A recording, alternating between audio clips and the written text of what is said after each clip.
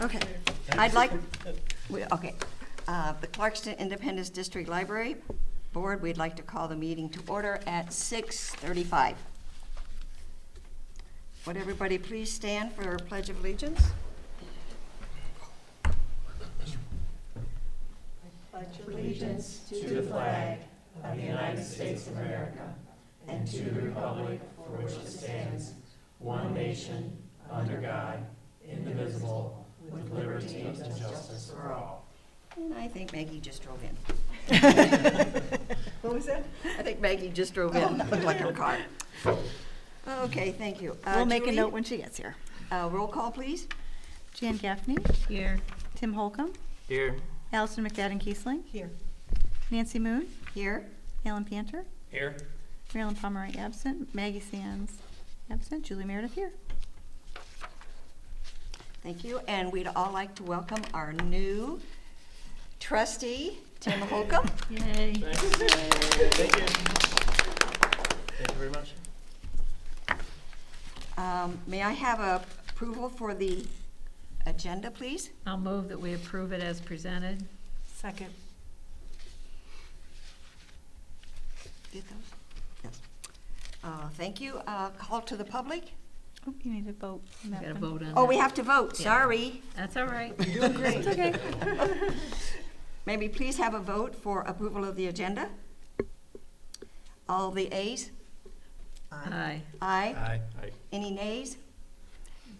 Motion carried. Now call to the public. Any public? No. No public. I thought that was Maggie. I was looking to see if she was coming in. Let's move on to the consent agenda. May I have a motion, please? Does anyone have any questions? If not, perhaps we can have a motion. Any I'll move questions? to approve the consent agenda as presented. Second. We need to take a vote. All the ayes? Aye. Any Aye. nays? No. Okay, we're moving. Yeah. You're doing great. Friends of the Library report? Well, we had our book sale in April, and it was a very successful one, because it was only 3 months for us to gather books. And our gross sale, 97.31.28. Wow. And 97. I believe that's the biggest in the 9 book sales that I've bought. Yeah, that is a big sale. And we did not have anybody this time to pick up the duplicates and the books that were left over. So we're keeping them, and, we have our July 15th children's, and we actually need children's books badly. Okay. We had the most children's books I've ever seen, and the only ones that were left were the library discards. So we did very, very well on that. Now, we took our new shirts that the friends are buying for the library staff, and we filled out our paperwork, and those are gonna be ordered shortly, because we want them to be in a house so that we can wear them for our open reading market opening. As far as April of 2024, our bank balance plus our CD, 66,966.82. Our encumbered funds, 8,348.50, which makes our available balance 58,618.32. And the only other thing I wanted to mention was Mary and Barron had a motion for retaining members to the Friends Board, and our president was out of town, so we tabled that until June. Any questions? Thank you. You're welcome. Library statistics, please. Okay, Bill has provided the statistics. Just a couple of things that might be of interest. Interestingly, visitors between February and March were down slightly, but circulations were up, so people are checking out more, which is interesting. And then we are seeing continuing to see an increase in computer users, in downloads, and in program participation.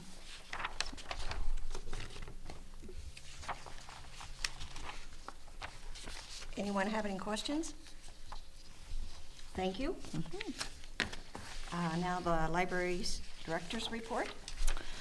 So CIDL's strategic planning process that began in February is going well, and Sissy Phillips, our head of marketing and engagement, is doing a great job coordinating the project. The 3 stages are learn, dream, do. We are in the learning phase, in which we partner with our consultants from Fast Forward Libraries to gather information. We have conducted a capacity assessment, which is an internal survey of the staff and board. A retreat with the leadership team took place on April 17th to review those results. Virtual individual interviews with stakeholders in the community started in April and will continue through the end of May. Last week, in-person community focus groups were conducted by our consultant.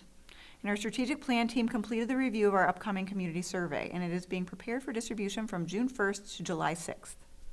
All of the information that is collected will be compiled by the consultants into a learning report that will be provided to us in August in preparation for the dream phase to take place in September and October in the form of staff and board retreats. The staff retreats will take place in September, and the board retreat will be Wednesday, October 23rd from 5 to 8 p.m., so please mark your calendars for that. Clarkston Community Schools is also working on their next strategic plan. I have been invited to be on the community representative on their planning team. The initial meeting took place on April 18th and was interesting and productive. A community survey is being developed, and we will meet again on May 18th to review the draft. The school will be conducting their community survey the last 2 weeks of May. Because the library and school are both conducting community surveys during similar timeframes, we are working together and partnering on communication to assure both surveys are successful. So we'll do some PR for theirs, and they'll do some PR for ours.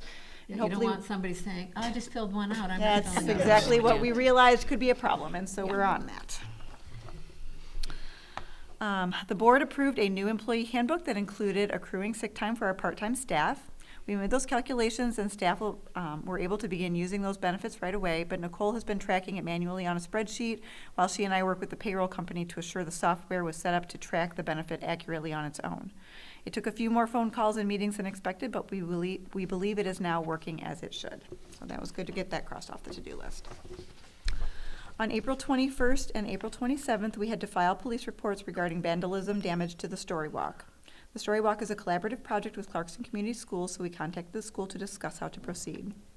Our facilities technician from Allied was able to make repairs, but we have removed the story, and all of the repaired covers are being stored in the library shed while we install trail cameras to monitor that area. We also contacted Sergeant Ashley, our liaison officer, to request additional patrols of the school administration building parking lot and the library parking lot on Friday and Saturday nights to deter further incidents. We plan to have the Story Walk restored in time for the summer reading kickoff on Saturday, June 15th. Any questions about that? So this is the 3rd time in It the is the- last however Well, long? yep. The first time was much more minor. This one was more significant. We know that the city had been having trouble with vandalism in the park. We actually have been very fortunate and haven't had vandalism on our property in several years.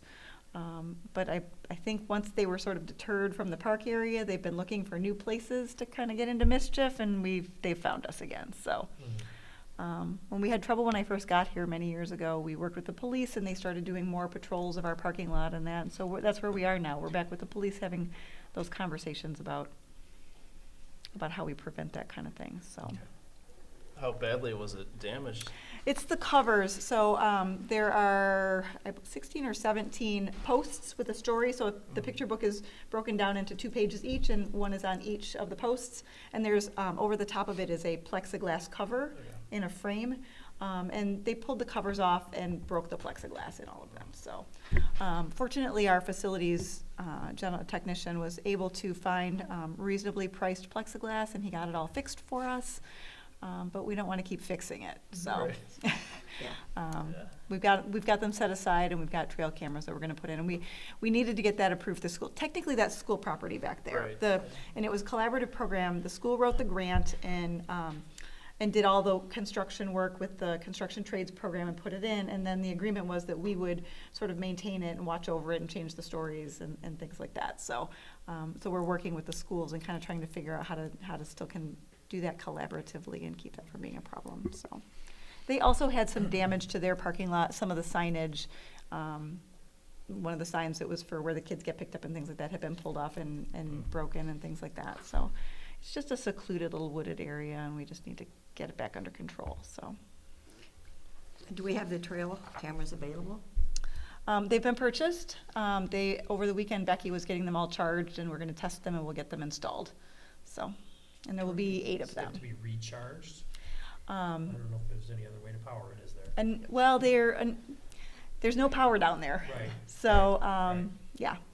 So we're hopeful that we're gonna have to do some testing to figure out how long those rechargeable batteries will last and how we're gonna So manage. it's gonna be somebody's job to do that, Well, we're not sure. We're not sure exactly how we're gonna make that work. This is how we're going to do it for now, because we wanted something that was a quick turnaround time. And the nice thing about these cameras is there are different powering options. There's also an option potentially to use some solar, except there's a lot of woods back there. So we're starting with something we know will work right out of the gate while we investigate some other kinds of Yeah. options that we could switch it over to in the future, Okay. so. Okay, thank you.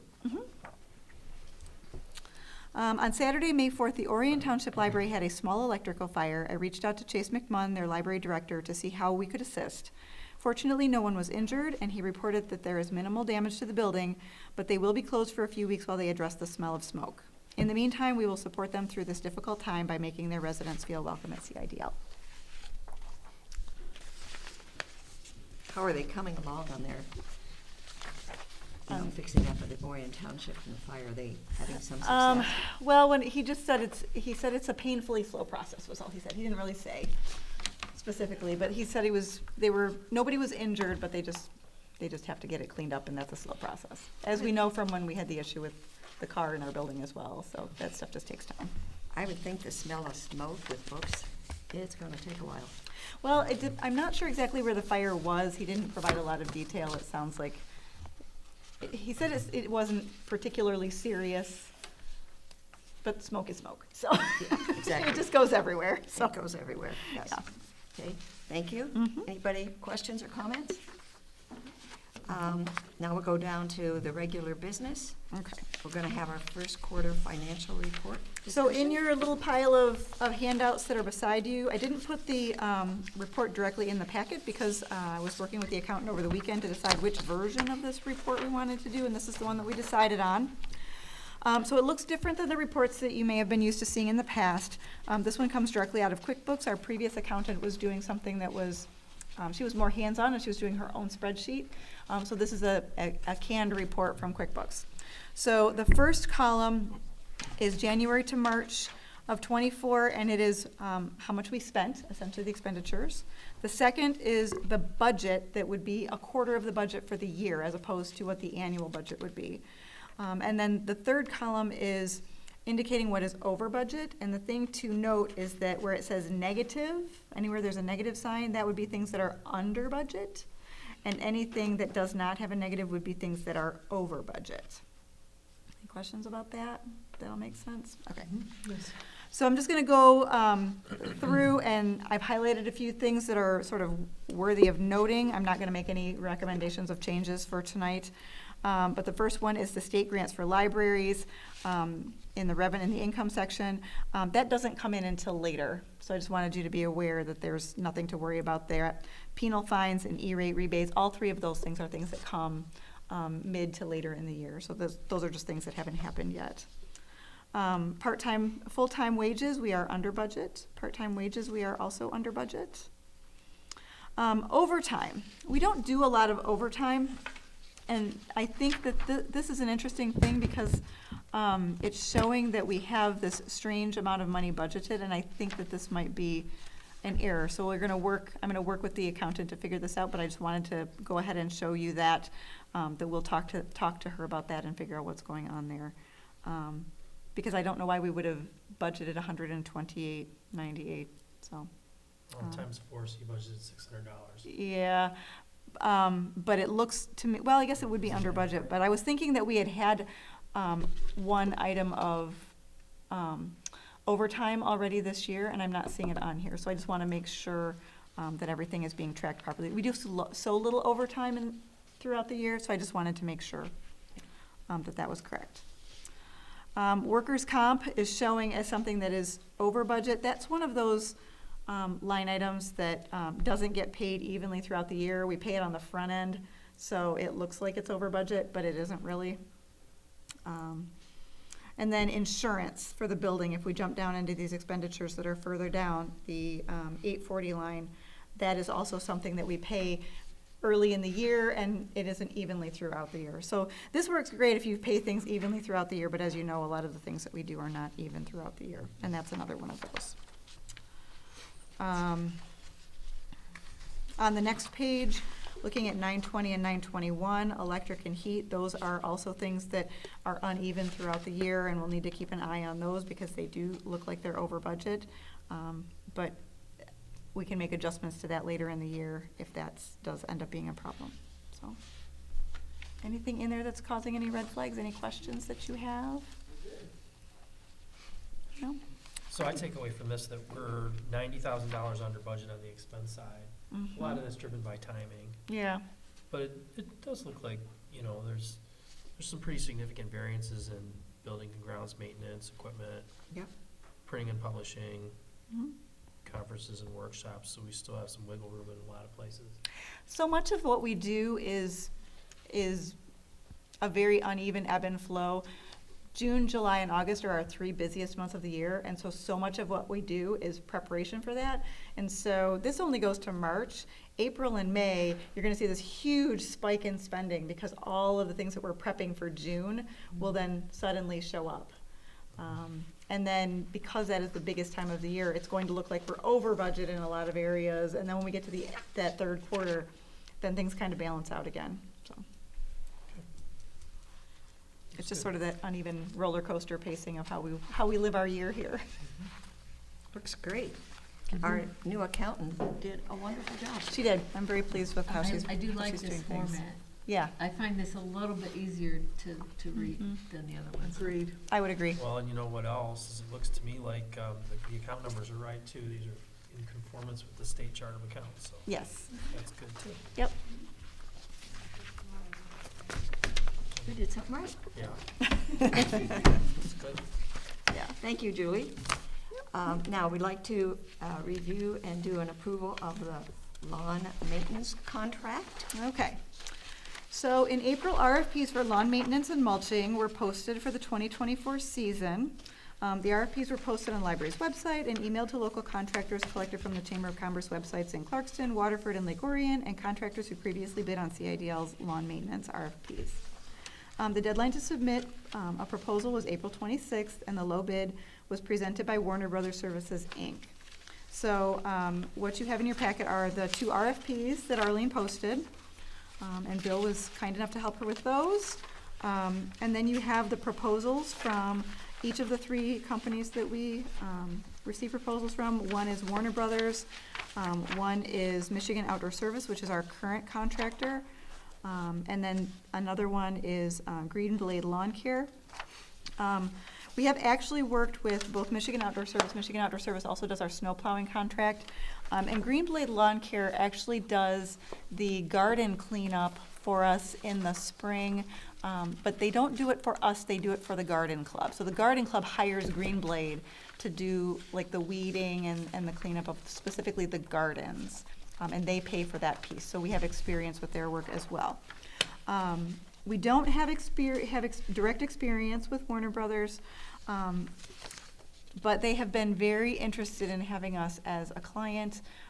They were underbid I believe the last 2 times that they have. So they are, I believe this pricing is extremely aggressive in order to get a chance to be our contractor. So. And I noticed that they are suggesting like a 3-year contract, but that does give us the option to opt out after the first year if for some reason we're not satisfied. Okay. Indeed. So Arlene is bringing it forward as the low bid. We didn't really have any reason why we shouldn't necessarily go with the low bid. I'm always suspicious when one is that much lower, but Yeah. I think if they're trying, if they know what we've been paying, they've obviously been paying attention to that. Yeah. Do we know of anyone else that they've done work for? We know that they have been working locally for many years, I believe, in the email that they sent, they indicated how long that they have been serving the community. As I said, Yeah, 30 years, I think I saw Yeah. somewhere. Yeah, something like that. we don't have any direct recommendations from anyone. Well, I think that, you know,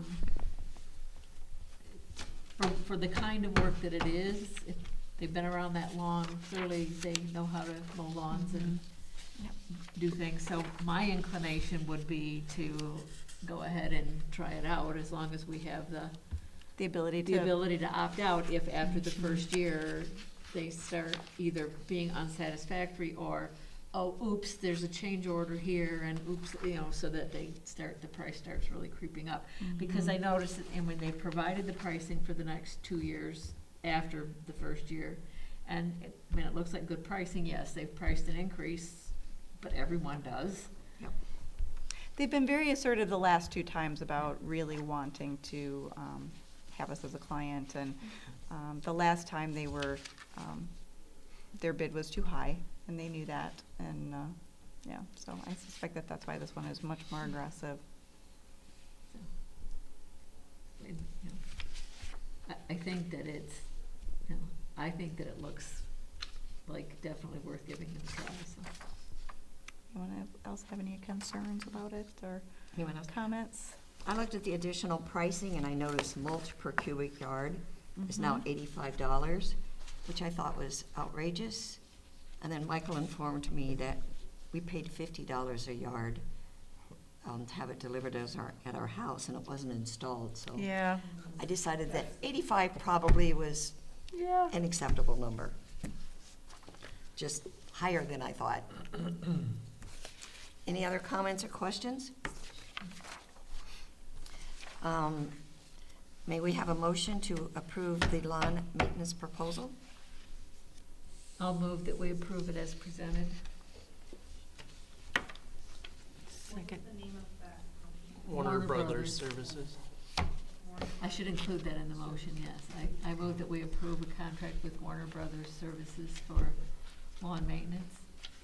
Second. Allison seconded? I did. Okay. Did you get the second from Allison? I got it. Okay. I was quiet. She like always points at it. Okay.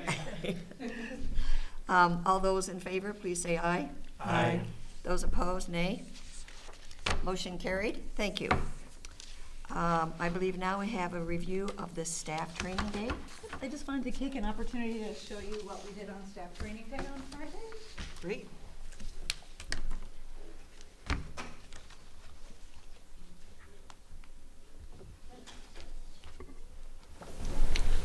So the first thing I want to do is point out, or just make a reminder that Innovate, Enrich, Educate is our mission statement. And in deciding how we were going to execute our all-staff training day, we decided that we should embrace that as we were training our staff as well. So our theme for our staff training day was community. In our strategic planning process, it's a 3-step process: learn, dream, do. And we are in that learning phase. And so what we really wanted to do in this process was give our staff an opportunity to have some context to which all this information that we're taking in, all this that we're going to learn from our community in this community survey and these focus groups, that we have context, because we have a number of people on staff that don't actually live in the community. So they come in and they work and they leave, and they may not be as connected to the community as they potentially could be. So what we did was embraced our Harwood training from the past, which is turning outward. Let's make sure I can do this all right.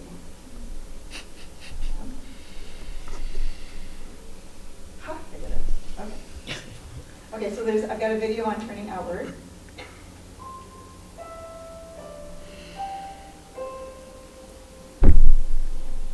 We each face a fundamental choice if we want to be the most impactful public innovators we can be.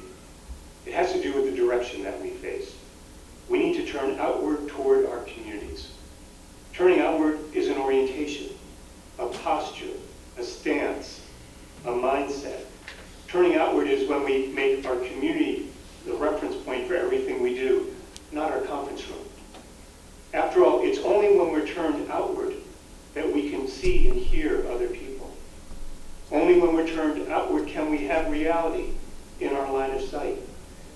only when we're turned outward that we can know our shared aspirations for what we want to achieve together. Now here's the problem. I've been doing this work for over 25 years now, and what I keep finding is that so many of us so often are actually turned inward, away from one another. We do this at times without even knowing it, without realizing it.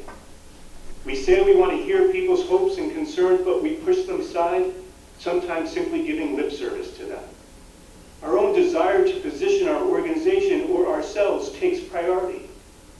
We create long laundry lists of activities as if that's a good measure of whether or not we're creating impact. When we're turned inward, it's too easy to lose our sense of purpose. The more pressure we're under to be relevant and significant in the life of the community to create impact, the more inward I find people turn. We believe if we just do one more strategic plan, even though we're looking inward, we think we'll be more impactful and relevant. We believe if we just reorganize our staff or organization again and move the seats and org chart around, that somehow that will make our work in the community more impactful and relevant. Heck, we even believe if we create a new logo and pick the right color, that somehow magically that will make us more effective. But here's what I know. It might make you and your organization more attractive, but it won't make you a bit more effective. So our first order of business is to turn outward, to make our community our reference point, not our conference room. When we're turned outward, we can see and hear people, not just what they say, but what they mean. When we're turned outward, we can understand the underlying conditions that exist in our community and what we need to do to create the right foundation for moving forward. And when you're turned outward, you can figure out the right path to take so your strategies and solutions work and create real impact in the lives of people.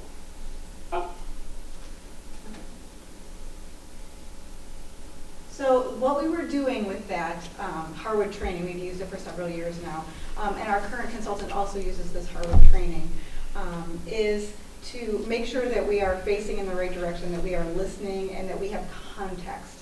And so we used our training day to create that context for our staff.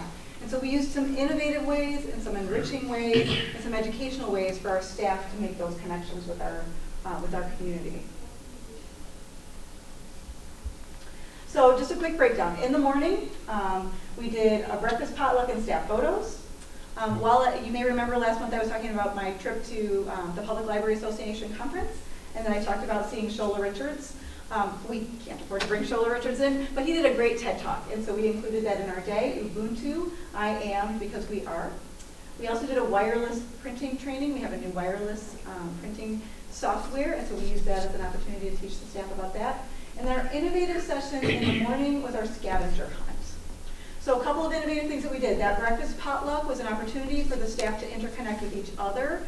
A lot of times we get siloed in our own departments, and we've got 50 people on staff, and you may not get to work with all of your coworkers. So that first thing in the morning, they had that time together while we were taking photos. The photos are intended to be used on the website for programming, ways for us to put our faces on a lot of the things that we're doing. And so while we were doing those photos, we didn't want anybody to miss anything, so we used that as a great opportunity for people to network while they were sort of waiting in line, and so it gave everybody something to do during that time frame. We thought it was a pretty good use of time. So that innovative session in the morning that we want to talk a little bit more about was our scavenger hunt. I love a good scavenger hunt. It's something that I think is fun.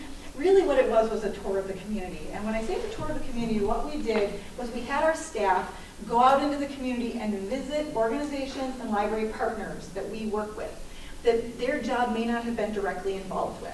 So for example, the downtown co-working space, that's something that our adult services department does. We have a computer and resources at that co-working space that the business community can use. It's almost like a mini little branch of library service, and it's downtown.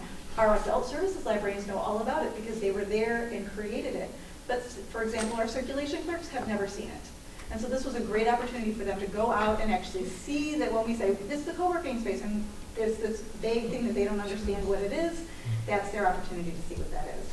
Also the Senior Center, we do a lot of collaborating with the Senior Center through programs, through our a delivery to our homebound residents. We do collaborations with Independence Oaks. Independence Oaks isn't actually a township park, it's a county park, so that's an even bigger collaboration. And they actually gave us a grant so that we could have our summer reading party at the park. So that's a great partnership that we had, but some of our staff had never been over there because they weren't involved in that day. And then we have multiple Little Free Libraries. And our staff all know what Little Free Libraries are, but they may not have seen them. And we have multiple Little Free Libraries. One of the ones that we have is one that we adopted, that the Girl Scouts had put in a decade ago downtown. It was an opportunity, we adopted it and refurbished it and made it nice again. It had gotten sort of worn down. We have one that is at a mobile home park, and then there's another one that's in a park. So it is an opportunity to go out and actually see those Little Free Libraries that we talk about, and that our friends of the library volunteer to keep filled for the community. So then we had lunch. And one of the things that's really important in my mind is that we have staff that are introverts and we have staff that are extroverts. And I talk about that a lot because our profession tends to draw introverts into it. And that doesn't mean we don't like to be around people. That just means that we need to recharge by being alone. And a day like this is huge and fun, but it's also exhausting. And so in the middle of the day, we got boxed lunches and gave everybody a chance to do what made the most sense for them. Our extroverts wanted to stay together and keep that energy going, and our introverts wanted to step away and recharge and regroup for the afternoon. And so we gave them the opportunity to do that. We were blessed with a beautiful day, and I just put these couple of pictures in here. I should have taken pictures of the staff, but a lot of them ate out on the lawn, ate at the picnic table, and took advantage of that sunshine. And the conversations about the things that they learned in the morning continued on with the lunch. And I sort of eavesdropped on some of those, and it was fun to hear some of those conversations going on. Then we went into the afternoon, and we had 2 sessions in the afternoon. Our innovative session in the afternoon was Pick a Passion field trip, and then the second thing that we did was Clarkston Community Historical Society and Heritage Museum. And I'm going to talk about that innovative one in just a second. But the thing that sometimes is forgotten is that the Clarkston Historical Society and Heritage Museum is its own entity. It lives in our building, but you know, when you're in your house, and we live here a lot, we're here a lot of the time, it sort of becomes the furniture, and you sort of forget what it is that they do, or you maybe don't know Toni as well as you think that you do. And so we had her come in and talk about what it is she does and the importance of what the Historical Society does and how that interconnects with the library. And so that was really great, and she opened up her office and the storage space, and the staff got to go in and touch things and look at things and see what she really does behind the scenes, and so that was a very valuable way to spend the afternoon. But our innovative session, that field trip.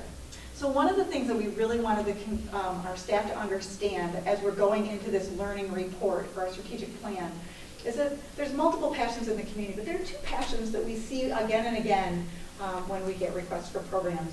The first one is historic preservation, and the second one is the importance of green space in the community. So we've highlighted those 2, and we found passionate people in both of those areas, and we created a field trip. And the staff got to choose which field trip they wanted to do. So we split the staff in half, and half went on a Clarkston Historic District tour, and the other half went to the Clarkston Family Farm. And so that first one, they got to go downtown, and they got to see 90 North Main, which is the school building, or which is the brick building that was a school, and then it was town hall. It included the Little White House, which was the first library. And then it included Nancy Moon's house and Maggie Sand's house, and it was an opportunity for the staff to talk to people in the community who have historic preservation as something that they are passionate about. Living in a historic home or having a historic building is a lifestyle. It is a labor of love, and if that's not how you live, you might not understand it. And so this was a great opportunity for them to go and talk to these folks who live this way, who have their businesses in these buildings, and what it means to keep those things fresh for the people who are to come generations after us.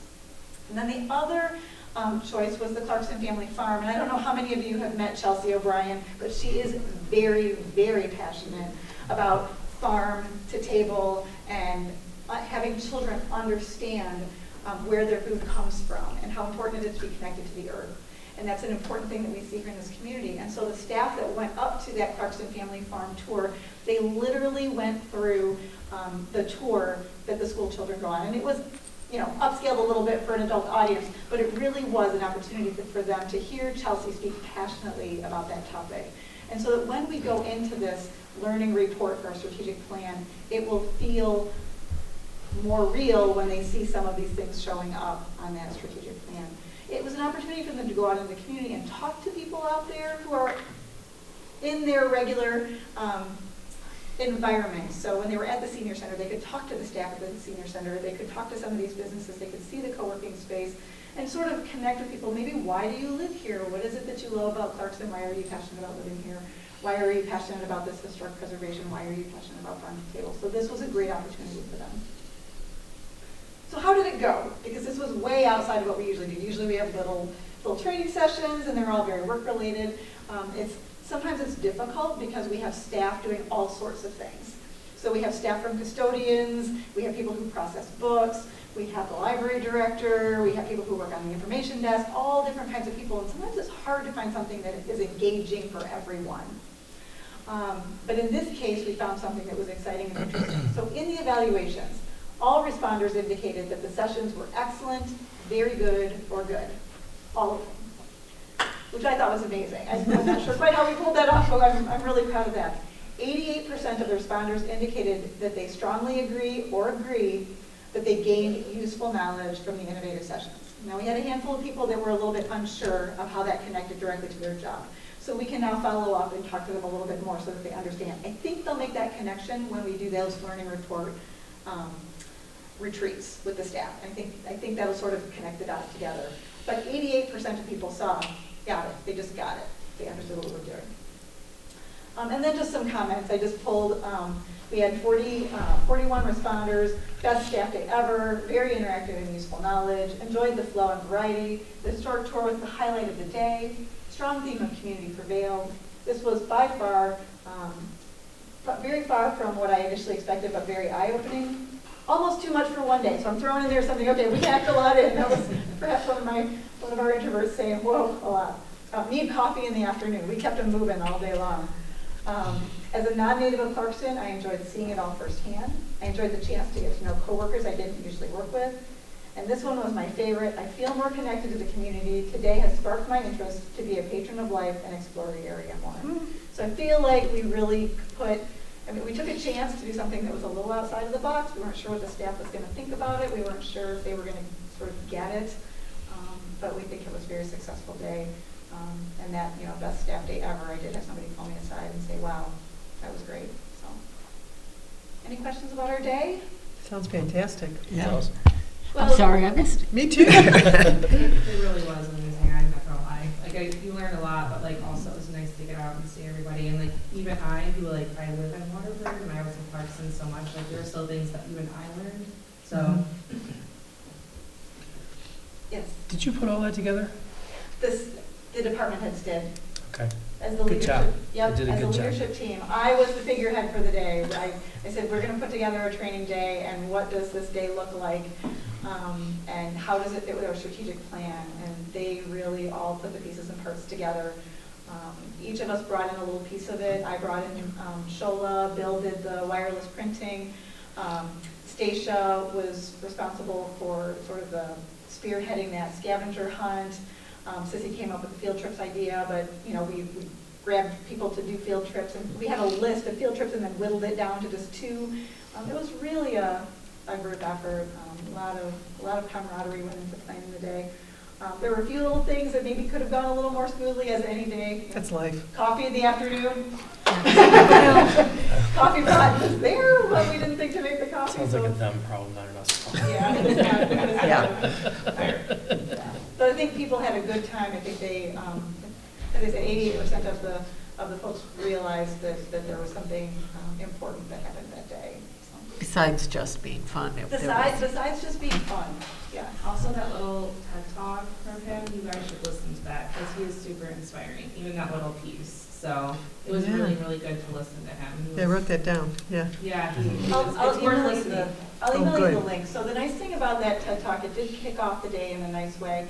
Shola is about positivity and about civility, and that TED Talk was about anti-bullying in the workplace. And it was I thought a powerful conversation, and it tied in really well because we have our new employee handbook, and there is a harassment policy in there, and it gave people that sort of knowledge that no, we need to treat each other well.